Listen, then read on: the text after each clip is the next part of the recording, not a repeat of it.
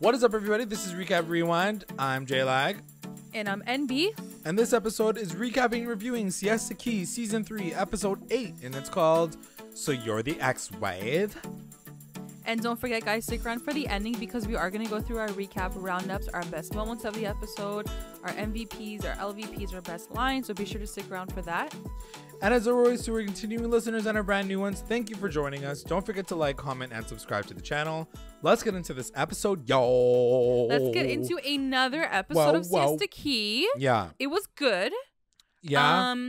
I'm excited to talk to you about it because I feel like there's so many things that like I just want to discuss. Yeah. It wasn't like the best episode, but I still think that like we're at a point where I can ask you a bunch of questions. Let's spill the tea on this ex-wife chick. Yeah. Let's spill the tea on Shalissa. Yeah, let's do it. So let's get into it. Yeah, we're gonna dive like almost right into the grand opening of that club. I forget what it's called, Cactus Club, whatever the fuck it's called.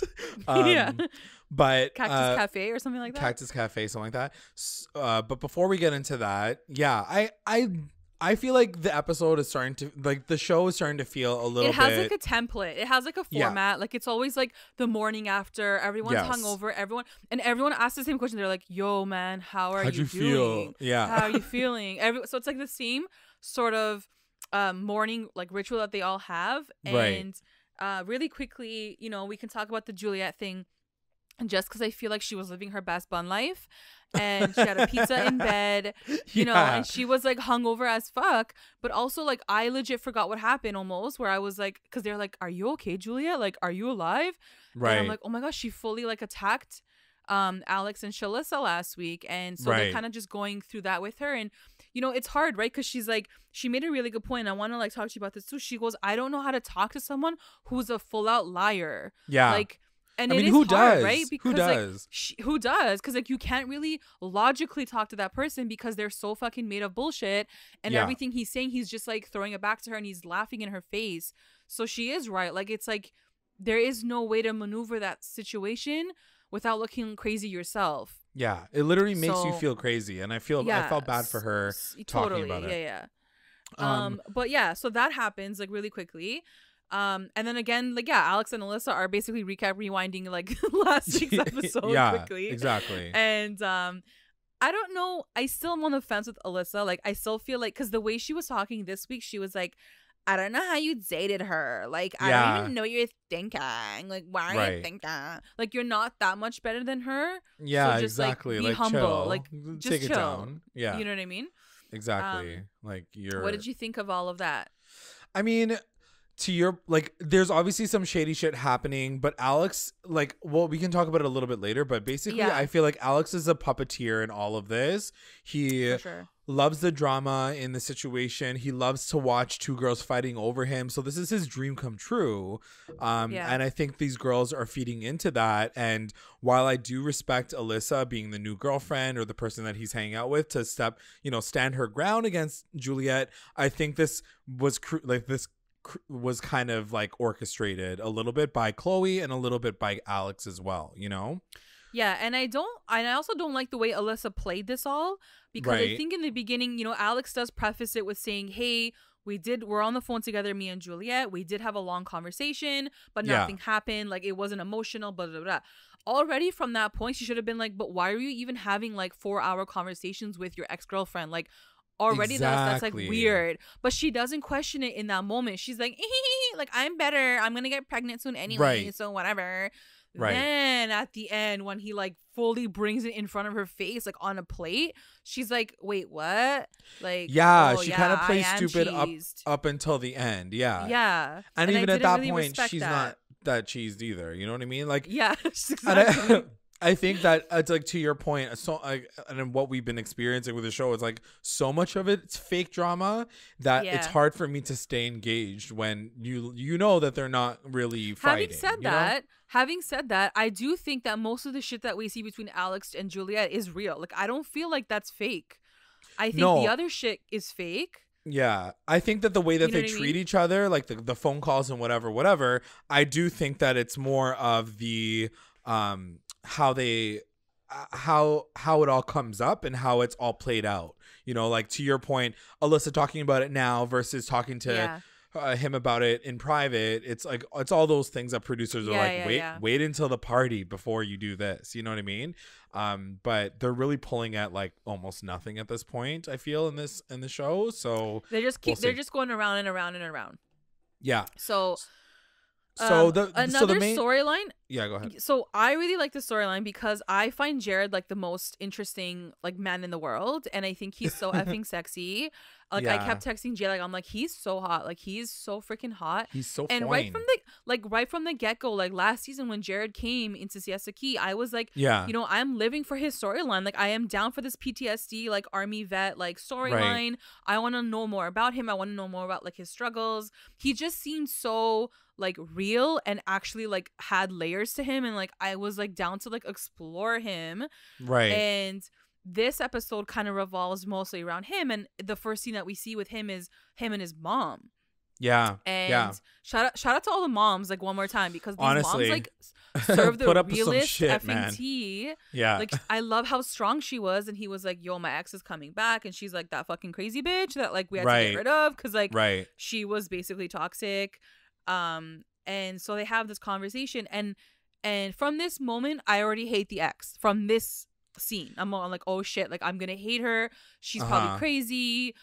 She probably like looped like Jared into her crazy ass life. This is sort of what the judgments I'm making. What were you thinking in this moment?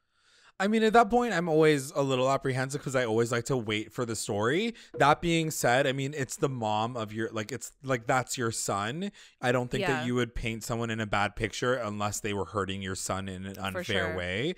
And so I definitely was a little bit skeptical based on that alone. I was like, okay, is this going to be like a tragic mess? Was it, you know, and I feel like I do kind of get an understanding of what the relationship was like, but definitely skeptical. We'll talk about it more. We'll talk about it more later because like I do like my opinion of her definitely does shift completely like later on. It was just like the way they like played this. Present I was like, oh my God, this bitch is crazy. Like she probably took advantage of my poor little baby Jared. Like he was so young. And so that's kind of how I was going into it. But I did respect like definitely his mom is on his ass, you know, and she's like taking care of him, and like she's definitely like, she seems like a strong woman. So I'm glad that these kids have like a good foundation and they have a good support system. Like I'm sure some of them, we don't know all of them, but it seems like that for the most part. Yeah. And Jared's story is very unique from everybody else, right? Like the fact that he is the only army vet that came back, and you know, he did have a different lifestyle as everybody else. Like we're talking about like fucking Alex, who probably has never done one like he's not what is he doing, you know what I mean? And it's beyond the fact that he was an army vet. I think it's just also like his story of like, you know, doing something, a job, it could be any job, right? But then the things that come out of that, and like the depression and the anxiety and the trauma, and like how do you cope with your life at such a young age? Still, you don't have a job, you're living with your parents, like it's all these really real not pretty life things that he's talking about. And on the flip side, I think he's still a really cool guy, right? Like he has so much to offer still as a person. And so I find that really interesting when like we can see someone who like is trying to be strong. He is trying to pick up his life and like build a stronger foundation. Like that's so interesting to watch, you know? Yeah. So moving on. So after that big lunch or breakfast or whatever with his mom, there's a few other scenes where they're just catching up, Amanda and Chloe, obviously. And then there's like the Garrett and Brandon conversation. But we'll move right into the conversation that he has with his ex when she finally shows up. Her name's Jessica. And the first time you see them, they seem like they're just kind of like falling right back into each other's kind of scenarios. Like super like natural, super chill with each other. Very chill. Not like awkward at all. You can tell that they're very close with each other still. I kind of liked her instantly when like she ordered red wine, and I was like, you're like, oh, damn, like a bitch is classy. Okay, that's my like, girl. Okay. Yeah. I also love the fact that Jared always gets rosé. He's like, rosé, please. Yeah, like, he was so cute. First of all, he brought her flowers. Yeah, number one, he sweet. got her fucking flowers. Like, so cute. Yeah. Ugh, he's just so adorable. Like, his heart is just like so pure. You know what I mean? Like, he's just such a like cute boy. Anyways, she first like observations. I think she's really pretty. Yeah. And like she seemed really cool. Like they seemed like they were on this like cool vibing level. Right. Having said that, you know, they were touching hands a little bit. They were like getting close. So you could definitely see that they still fuck. You know what I mean? Like that wasn't a surprise You're like, to me. They're like, fucking. Yeah. Yeah, like because there's still that like physical chemistry too, right? Right. But right. she wasn't as crazy as I was expecting to see in that first moment. Right. Yeah, I agree. I think that she came off like a very good old friend, which I like, and it's kind of cool that they're maintaining that relationship. I love that they're breaking the stigma around like being friends with your ex and all that kind of stuff, you know. And I think the fact that, and I'm sure they had their issues, and they do talk about that later on. They're like, it was really messed up for a long time. But I think it's important, and they both admit it. They were like, we were so young. Like, we had no idea what we were doing. Right. You know, like, she's like, I don't even want to be in a relationship right now. Like, she's like, I'm good by myself. So you can tell that they've definitely grown from whatever happened how many years ago, whenever that was. Right. And they've matured, you know, and they're trying to like whatever, be friends through it, whatever. It was really cool. I really liked seeing them together, and I didn't think I was gonna like it. I was like, oh, here we go, like another like extra person trying to get onto the reality show, like using him. But that's not at all what I took from her. No. At the end of it. Yeah, she did a good job. So cutting to the new bar, Chloe and Alex are talking, and they're just gonna they just talk about the fact they're gonna have a grand opening. So that's the big thing of the episode. Then it cuts to a dinner or kind of a drinks night with everybody. By everybody, it's everyone, I think, except for Alex and Alyssa. So and Juliette. And Juliette. So pretty much everybody shows up. And Jared comes in with Jessica, and it was cute because at one point in time the boys go to the bar and the girls stay at the table. Cute. Yeah. And Jessica kind of gives the lowdown, the fact that they still hook up and it's all cute.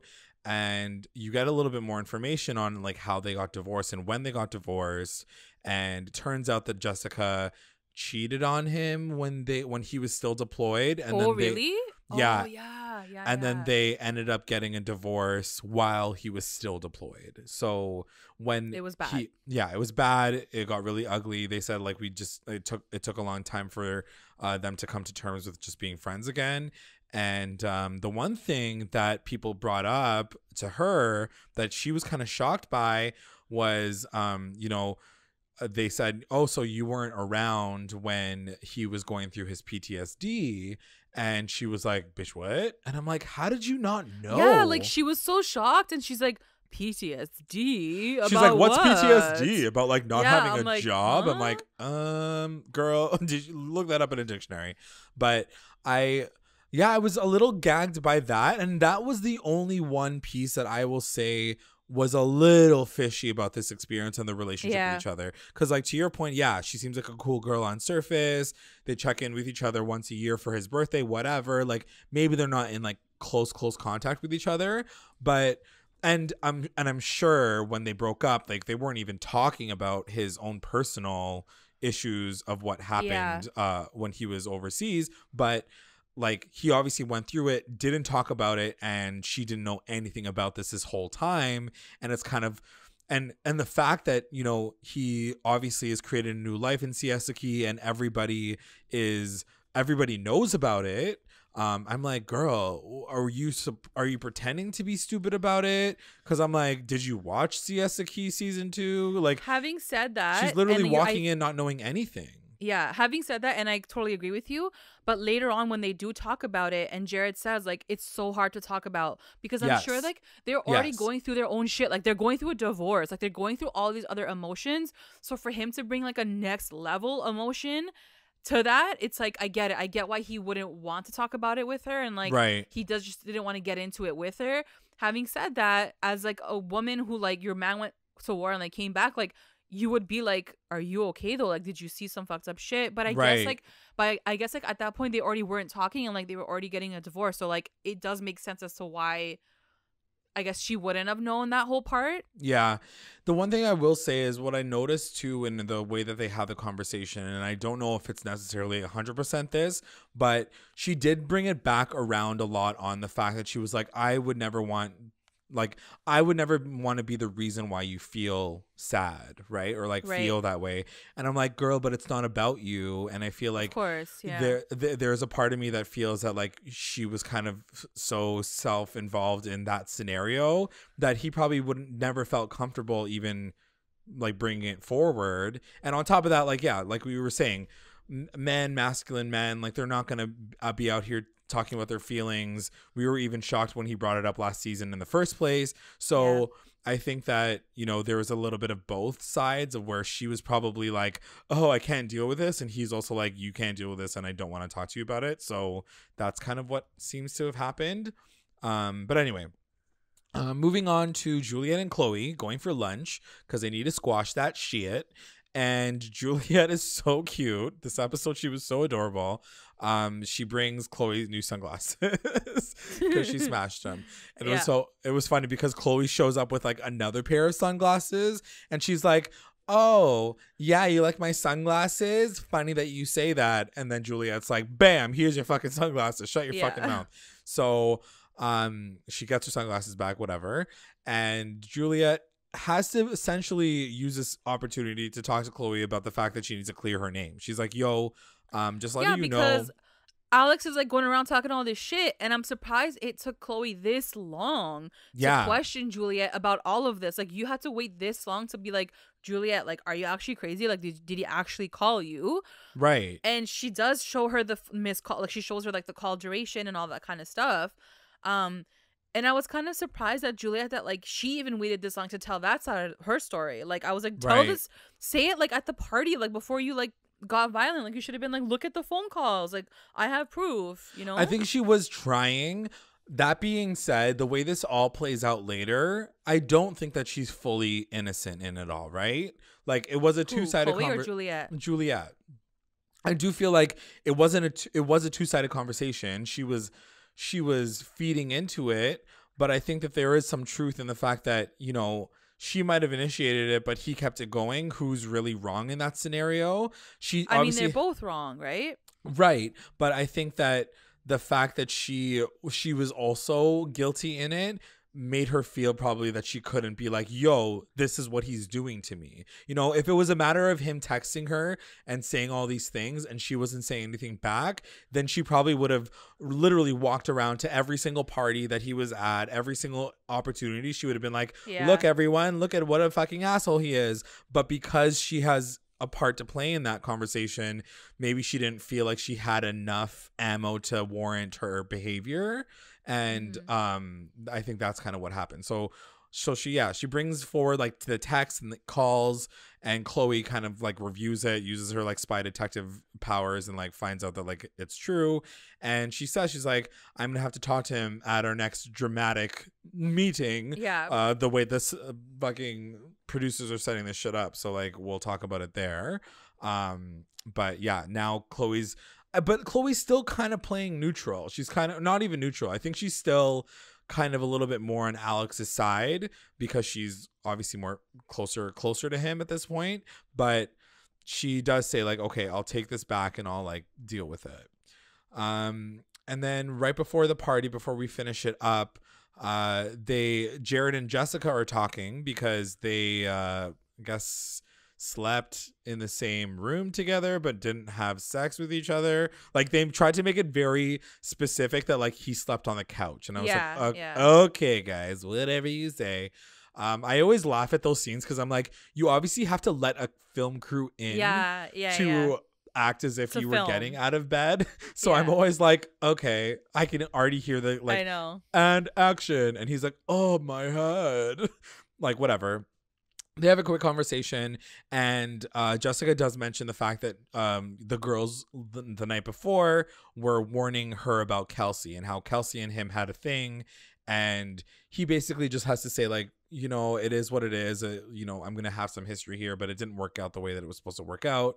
Jessica's like, well, that was her loss because he's an idiot, or she's an idiot. But then they do have a quick moment where they talk about this PTSD thing because Jessica's like, well, we need to talk about this because we never had a chance.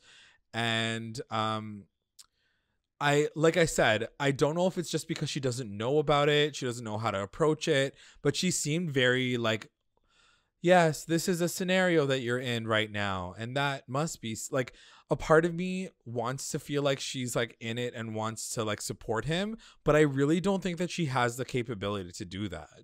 And this scene was very like, she was like, okay, you have a feeling. And he's like, yeah. Yeah, but it was also like they had just woken up. Like she was drunk. Like it's not the time and place to like really have a deep dive into that conversation. Yeah, it felt like a very orchestrated scene already from the get-go. So I was like, man, whatever. Speaking of orchestrated scenes, let's talk about the grand opening of this fucking bar. Yeah. So I'm just gonna like vignette this really quickly with like each scenario. The first one that we see is Amanda and Brandon walking in together, and JJ walks in afterward, and like Chloe and Alex, because they're the hosts, they're like seeing all this happen, and they're like, "Yo, did you see that happening? That's kind of weird."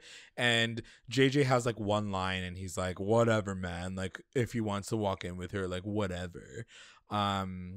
And then while that's happening, Brandon and Madison are talking at the bar, and he says a few things. One thing, he does apologize to Madison for kind of being a douchebag. But then he says something about JJ where he's like, yo, JJ's still kind of coming after Amanda, and I don't really like that, whatever.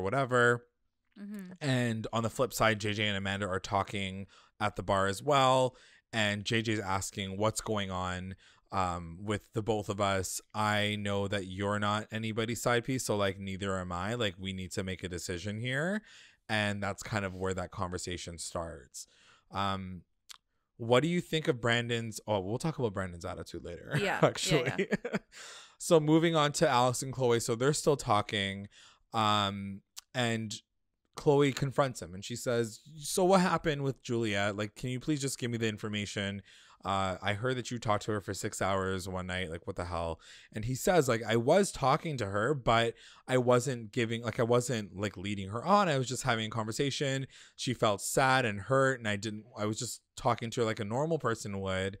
And Chloe says, you better not start any shit and like talk to Alyssa before this gets to her separately. But I'm just like, but it's to the point that we're talking about right now. I'm like, this all seems so set up. Like, bitch, this all could have been resolved in one conversation. Instead, it's like, talk to Alyssa before, I'm like, girl, you're not kidding anybody. You're not like the fucking puppet master of the situation. So yeah.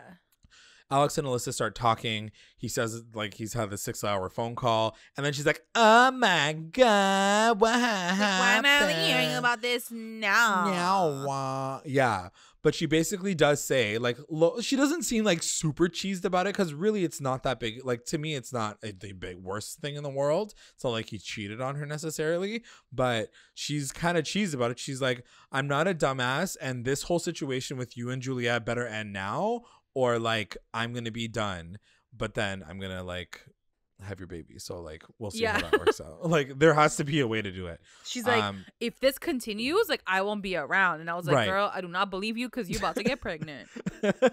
Or you already are. Like we don't even know.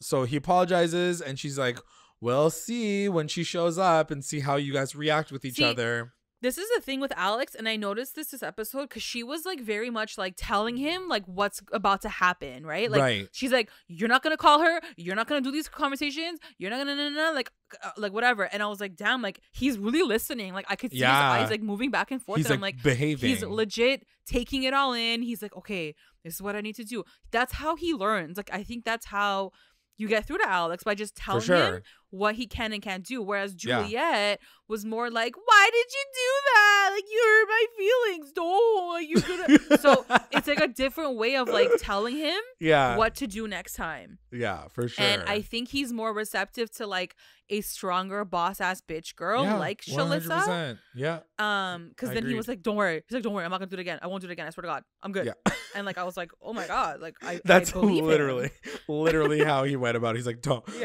hurt me, please. Don't please. I still want to have sex with you. So he apologizes. She's like, well, we'll see. Then it cuts to JJ and Brandon talking. I was like, this is the most awkward, dumbest. Oh my God. fake conversation I've ever seen on fucking TV. They were like, yo, bro, so bro, like, bro, did you come with her, bro? Man, like, yeah, bro, like, she's mine, bro. And then, like, randomly, like, you hear Amanda's voice, but she's not even in the conversation. Yeah. She's like, I'm nobody's girl. I'm my own girl. And I'm like, but where is she? Like, she's like, I'm an independent woman. Like, they took her audio from, like, another scene. Like, they inserted it there. Because I'm like, she's not even around them to even, like, hear. Like, you can see her, like, in the background. But I'm like, there's no way she can hear what they're saying. And then the best part is, like, JJ's like, yeah, bro, like, she's obviously mine. Like, I'm gonna, like, hit that. And, like, she's mine, bro. Yeah. And Brandon's like, bro, like, she's playing us too, bro. And he's like, no, bro, like, I'm like, this is the dumbest fucking conversation. Literally, finally, like, that's literally what it was. And then Amanda comes in because she's like, hey, what's going on over here? Like, I'm nobody's, like, property. And Brandon's like, you're playing the both of us. Like, you're playing us. She's like, I'm not playing you guys. Yeah. I am just being me. And, like, and Brandon's like, you know what? You guys deserve each other. I'm out. Goodbye. But, like, can we really quickly talk? Yeah, go ahead. I don't know if you quickly noticed, but, like, when he leaves, she's like, it cuts to her and she's saying bye, but she's not saying bye to him. Like, I think they, like, inserted another moment where, like a different she's saying bye to someone else because Brandon's not even in the shot. He's, like, gone. He's been gone. That's so jokes. The editors, honestly, like, big ups to them for trying to create drama out of literally nothing. Yeah, out of nothing. Like, because, nothing. Like, and it's true. Like, Brandon cannot be this fucking annoying as a person. Like, I can see him being annoying because I feel like I know people like this. But, like, the things that he was saying, like, if he could play this back to himself, I hope that he's shaking his head being like, wow, I am such a loser. Like, he's creating this story of, like, a man stealing a woman, and, like, this narrative is, like, so cliche, and the fact that he's buying into it, and Amanda's literally, like, being like, no, that's not even where the fuck we're talking about. Like, none of what you're saying makes any sense because none of this is, like, true. She, like, it's what she was saying. She was basically like, I never said any of these things to you. I never told you that you own me or we're dating or we're exclusive or whatever. So you better back the fuck off. And Brandon's out here, like, beating his chest. And also, like, to a degree, I almost sided with JJ being like, yeah, he didn't, like, he's gonna pursue her, but, like, Brandon's out here being like, but what are you guys doing? And what is she doing? I'm like, I think that was just, like, worry about yourself, again, bro. Like, I think it was a fake scene. Like, I think it was, like, set up. I really think he was, like, over it at this point. Like, he can't be that shocked. He came in with her again. Like, if you were really cheesed at her, like, you wouldn't come in with her to the party. Yeah. You know, I just think it's, like, a fake moment. And so I didn't really take it that seriously because I'm like, I feel like this is just acting. I feel like it's just fake. So agreed. Yeah. He walks away and I'm like, good. Like, this storyline is over with. JJ, you can have your girl. Like, whatever. Right. Let's move on to, like, more real storylines. Yeah. Like JJ. Jared. Jared, yeah. But before we get to Jared, there's a moment where Alex, Alyssa, and Chloe are just, like, talking. They're like, ha ha ha, whatever.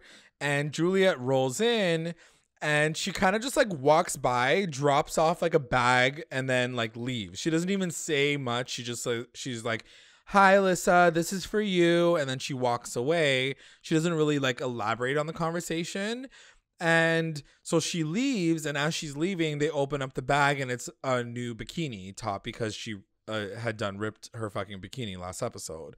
So she does it, and I also hate this fact that, like, they're like, ha, like, look at her, she's, like, trying to bring another bikini, like, what a loser. Like, I didn't like the fact that they used it as an opportunity to, like, shit on her again. What did you think? I don't know. It was just, by this point, I'm, like, over the storyline. Like, I feel like it's just we're going in circles. Like, I don't know. It just felt so redundant, you know? Yeah, that's fair. So anyway, they're making fun of her.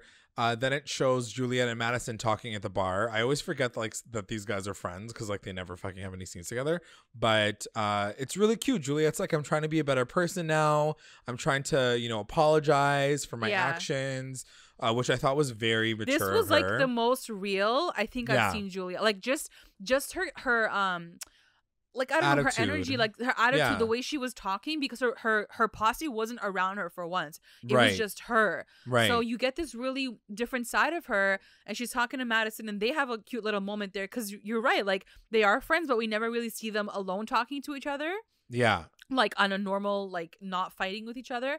And then even, like, towards the end, like, Jared comes in, and Juliette's like, hey, man. Like, it was just cool to see them all talk, because it felt like I was watching a real scene of them together at a club without anyone fighting, without there being like a motive to the scene. It was just awkwardly cute, because it was like people that don't really know each other that well, but they're still like forced to be together because they're on a show together, you know? Like, it had a really cute vibe to it. Yeah. They're like, what's going on with your storyline? She's like, nothing. How's yours? You know? Yeah. And like the minute Jared walks in, like, Madison dips. Did you notice that? She's like, she's like, bye. Yeah, so in that moment, he comes in with Jessica and they all say hi. And somehow Kelsey's kind of in the corner at the end of the bar, but she's noticing, at least the cameras, that's the way that they played it out. But the cameras are like focusing on her. And she rolls in and she says hi. And Kelsey and Jared have this like awkward pause moment where Kelsey's not even saying anything to make the situation better. Jared's kind of cheese still. So it's just an awkward moment. And Jessica's literally like, should I go? Like, this is so tense and awkward. And they're like, no, you're good. So then after that happens, this whole conversation goes in where Kelsey's like, oh, so you're the ex. That's cool. So you must get emotional whenever you guys like separate, whenever you like, when you leave, like after the end of this weekend, you're probably going to be so sad. And Jessica's like, no, like, we're pretty good. Like, we care about each other or whatever. And this uses Kelsey. Like, this is when Kelsey goes, oh, okay. But then does that mean that you guys were like, your relationship was even real? And Jessica's like, okay, bitch, like, what the fuck is wrong with you? So she like kind of like turns her head a bit and is like, okay, interesting. And Kelsey just ends up just like sitting there all smirky and whatever. Why do you think she was being such a fucking bitch?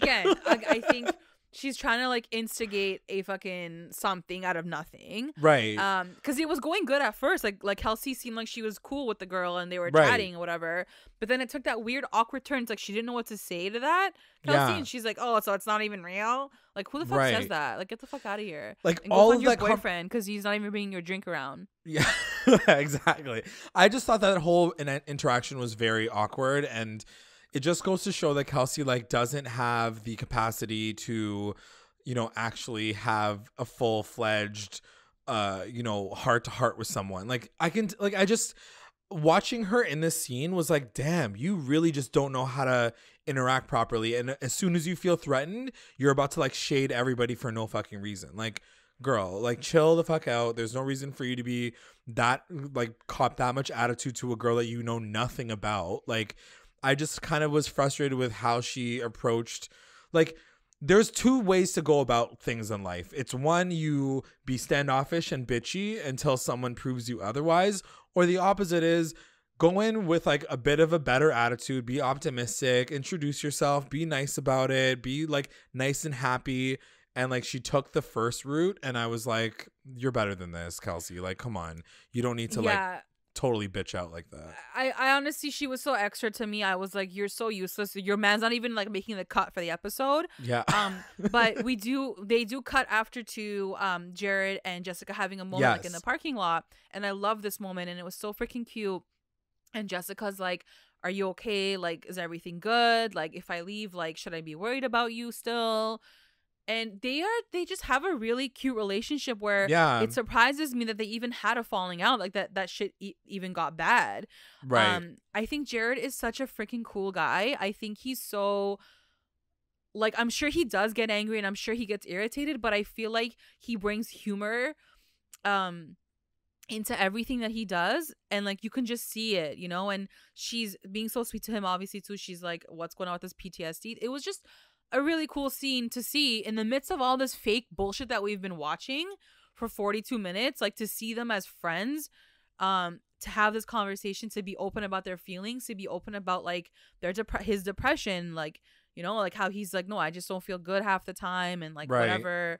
But she's like, but why? And he's like, well, I got fired and like I'm living with my parents still. Like I'm not making money. Like it just got so fucking real. Yeah. You know, and the contrast to that, it was so daunting to me. And I love this moment. And I love this scene.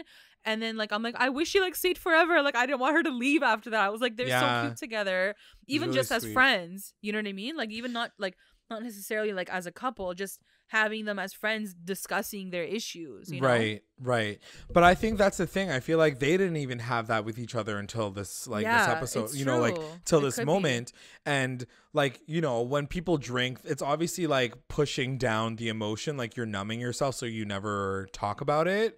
And it seems like that was a lot of their relationship, where they were probably young and stupid and never really had to face their own demons personally. And then when you add someone else to that, like, oh, let's go drink together, like you guys are constantly gonna never deal with your shit. Yeah. And having said that, I think that I love them as like two people, but I don't see them together like romantically. Same. Because I feel like they're the same person. And he even says that to the guys earlier. He's like, we're literally the same person. Yeah. But I'm just like funnier, LOL. But like you can see that like they literally are the same person. She's just a girl and he's a guy. Right. But that doesn't mean that you're gonna make a good partnership like in life. So exactly. Yeah. Just very interesting topics to discuss in a reality show that is usually all fake bullshit. So exactly. Okay, let's get to the last scene. Last scene is Juliette and Alyssa having their conversation. So she approaches her at the bar, and Juliette again like mans up, and she's like, I'm so sorry for what happened. I apologize for my actions. I didn't really want it to get to that point. And she does, and Alyssa says like, it's wow, that's like really big of you to get to that point, but she's still like very skeptical, and she's still like giving her like shady eyes or whatever. And Juliette's like, I don't want to come between both of you. And Alyssa's just like, oh, you don't want to come in between both of us. Like she just kind of like eggs her on in a way almost. And I get that she needs to be on the defensive for like obvious reasons, because like that's the ex that you're talking to. But at the same time, like Juliette's literally coming to you with, you know, she's trying to be a different person. And I really do believe her this time around. So like I get that like maybe Juliette doesn't have the best track record and Alyssa has the reasons to be skeptical, but like you don't have to constantly be like, okay bitch, yeah. You know what I mean? Like you don't have to give her that kind of attitude. That's because she's scared. You know what I mean? Like no matter what Chloe says, oh, you're the best girl that Alex has ever dated. Oh, you're like the coolest chick. Like, oh my God, you're so mature.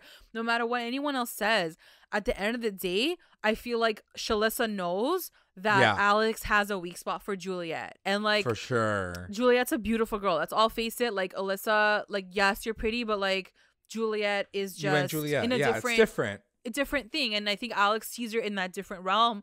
And I'm sure when we're there in person and you see, I'm sure Alex looks at her differently too. Like you can tell when a guy is like infatuated with someone, like he just looks at her differently, you know? Yeah. And so I feel like that's what Juliette is. And it's human nature. You're always going to be threatened by that. And I just think Alyssa's next move was to get pregnant, and she did it, and she did a good job. She won the chess game. Like there is no more chess game. Like the chess game is done now. So she won in the end. So yeah. That's true. She does kind of finish off the conversation by saying, you know, Juliette says like it wasn't one-sided though, just to let you know, like that wasn't the situation. And that's when Alyssa kind of pops off again, and she's like, you really want to finish this conversation by defending yourself again? And then that's when she gets annoyed again. And I'm like, I felt bad because I was like, I get what Juliette was trying to do, to be like, yo, just letting you know though, like this wasn't just on me. Because she's trying to get some of the heat off of herself. Like, it sucks to be the person that has to always come forward and be like, it was my fault. You know what I mean? Yeah. Especially when it wasn't 100% her fault. And I think that Alyssa just like went back on the defense, and I'm like, girl, you need to chill the fuck out. And the thing that I hated the most about this was Alex sitting there, like just watching this all go down. And like, no one's calling this motherfucker up. Alyssa's not turning around being like, get the fuck out of my face. Like literally anything would have helped the situation if Alex wasn't just working. This is why this guy has gotten away with all the shit that he's gone through in his life. It's true. Because no one fucking calls him out. And that's what it is. 100. All right. Well, that's the episode. Let's get into our recap roundups. Recap roundups. Best moment. My best moment, I think I'm gonna give it to like Jared's storyline. Yeah. In the episode, like with his mom, with Jessica. I just think that he proves to me, and maybe it's just me, I don't know, like if you guys all were down for his storyline, but he proves to me that you don't have to make up fake bullshit and fake like fighting over a boy to have a really intriguing storyline, and to like open yourself up to the world and be like, look, I'm this age and I'm still going through all this shit. Yes, I could be 25 and I'm already divorced, but now what, you know? And like these are all like real things that like people our age are going through, and I want to keep watching his storyline. Like from the get-go, we were always about him and like down for his storyline. And so to me, you know, the best moment was just seeing him hit that part of his life be exposed. Yeah, my best moments in line with that, it's more specifically that moment that he has with Jessica at the very end, where they're both like crying and stuff. I was like, wow, this is like deep. I loved it. WTF moment. What was your WTF moment? WTF moment, I think just hearing Jessica say that she had no idea about his PTSD, that kind of caught me off guard at first. Yeah. And then when I thought about it, I was like, yeah, I guess it makes sense because they weren't talking at that time, and like I guess it wouldn't come up or whatever. But just the way she acted too, she's like, what is that? I was like, what do you mean? What is that? Like, come on, he's been to war. Like, look that shit up. Yeah. That's a good point. My WTF moment's gonna go to Alyssa and Juliette fighting over Alex, who's literally standing there like a douchebag the entire time, and I'm just like, this is such a tragic moment, and I'm just like, why the fuck are we doing this still, guys? Like, can we just move on? That's mine. MVP. What was your MVP? MVP is gonna go to Jared. I think that he is a gentleman. I think he's like so cute and so funny. Like even in the most awkward moment with Kelsey, he's like trying to make a joke and like trying to be like, so like, you know, like I just think his heart, you can see his heart. Like he has a pure heart. He's a good guy. For sure.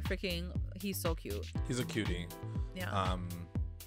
My MVP is gonna go to Juliette for bringing that bikini to a party, and then walking around and literally apologizing. Yeah, to she's everybody. like, "You get a gift. You get a gift. You get an apology. You get an apology. You get some sunglasses." Like she was just like living her best life, and I'm really, really hopeful for her. Like she's made a full 180 for me, and I'm I'm looking forward to seeing her on a good path. And hopefully it sticks this time. Hopefully. We'll see. LVP. Who's your LVP? LVP, I'm going to give it to Alyssa. I just think that I was just expecting a little bit more from her and the way she played this. She kind of, the fear in her, I could see the fear in her. You know what I mean? Like, she was kind of acting insecure and acting a little like, oh fuck, like, am I gonna lose this guy again now to this girl? You know? Right. So I just thought she was stronger than that, but whatever, it happens. Yeah, that's true. I have a couple. I don't know which one to choose. I think I'm gonna go with Kelsey for just being kind of a loser in that scenario.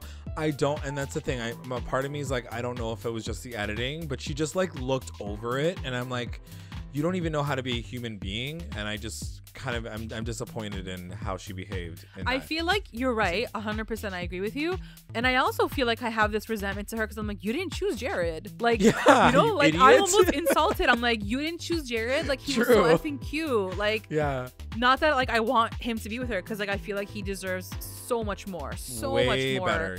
You know, someone who has like depth, because I don't think she really does. I think she's a good person. I just think like she's looking for the wrong things. A part of me is also like, what do these girls want? Jared literally, like, on the surface of things is the full package. Like, I think they want excitement. I think they want a little bit of danger. You know, like the guy that she's seeing is from LA. He's like cooler. He's like richer. He's got more connections. Like Jared's like your little home guy, like hometown boy, like Garrett, you know? So I get why she wants to see beyond that, and like she thinks she's still gonna be a fucking model up in here. So like she's just trying to get her sights on that life, you know? Yeah, that's fair. Just going really quickly back to Jared, the fact that, you know, he even talks about the fact that he's like, I feel like I'm damaged goods, like I've been divorced, I've been in, like, I have PTSD. Like he does sound like he has a lot of low self-esteem personally, but like and maybe that is his real shit, like real, like in person. Maybe he's just kind of like one of those Debbie Downers who like drink all the time to get rid of all of his problems. But I don't know. I just feel like what a soul. Wouldn't you want to like just like hold that man and just like tell him everything's okay? Like I'm down. The best line. What was your best line? Best line is gonna go to Amanda when she wasn't even in the conversation, but somehow her voiceover was like added into the conversation. Yeah. When like JJ's like, "That's my girl, bro," and she's like, "My girl?" She's like, "I'm no one's girl." Like, girl, where are you? Where are you talking from right now? Like the cameras like cut her off because she's so short. She's like not even in the shot anymore. Yeah.